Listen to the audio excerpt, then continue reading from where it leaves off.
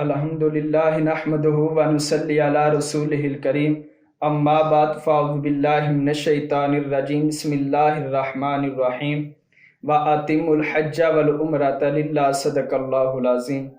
آج کا ہمارا موضوع ہے حج کے بارے میں، یعنی حج ادا کرنے کی فضیلت اور شان، حج ادا کرنے والے کی فضیلت اور شان، اور حج ادا کرنے والا کس طرح گناہوں سے پاک صاف ہوتا ہے۔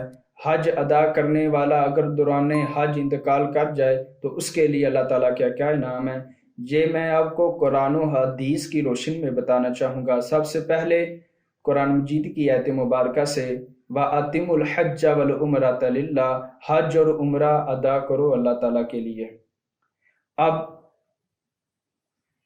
حدیث مبارکہ، اس حدیث مبارکہ کے راوی حضرت ابو ہریرہ رضی اللہ تعالی عنہ ہیں، اور مسلم شریف میں یہ حدیث مبارکہ موجود ہے۔ نبی کریم صلی اللہ علیہ وسلم نے خطبہ ارشاد فرمایا، کہا ہے لوگو حج کو ادا کرو، حج تم پر فرض کیا گیا ہے۔ ایک شخص نے کہ یا رسول اللہ صلی اللہ علیہ وسلم کیا ہر سال حج ہم پر فرض کیا گیا ہے؟ تو حضور نے سکوت فرمایا، حتیٰ کہ اس نے 3 بار یہی کلمات دہرائے۔ اب آقا علیہ الصلوۃ والسلام نے کہا، اگر میں ہاں کہہ دیتا تو تم پر ہر سال حج فرض کیا جاتا اور تم اس کو ادا نہ کر سکے، لہذا جو بات میں تم سے نہ کہوں اس کے بارے میں سوال نہ کیا کرو۔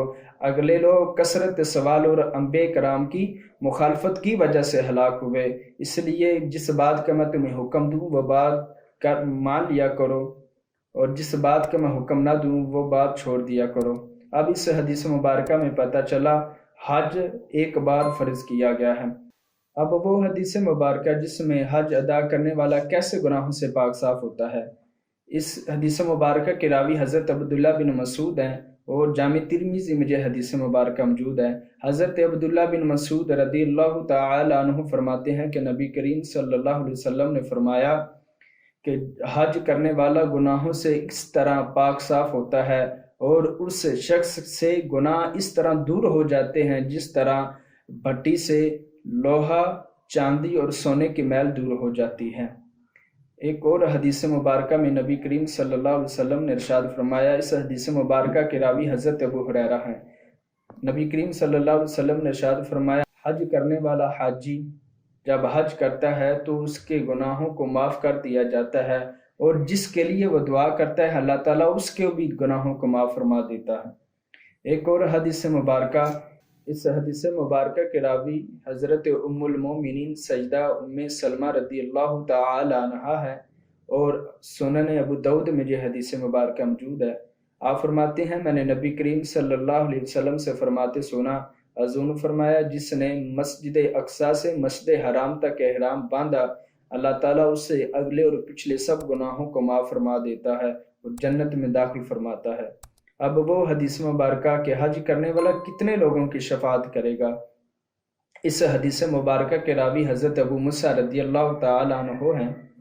آپ فرماتے ہیں، نبی کریم صلی اللہ علیہ وسلم نے فرمایا کہ حج کرنے والا 400 لوگوں کی بخشش فرمائے گا اور ایسے گناہوں سے نکل جائے گا جیسے کہ اس دن ماں کے پیٹ سے پیدا ہوا ہو۔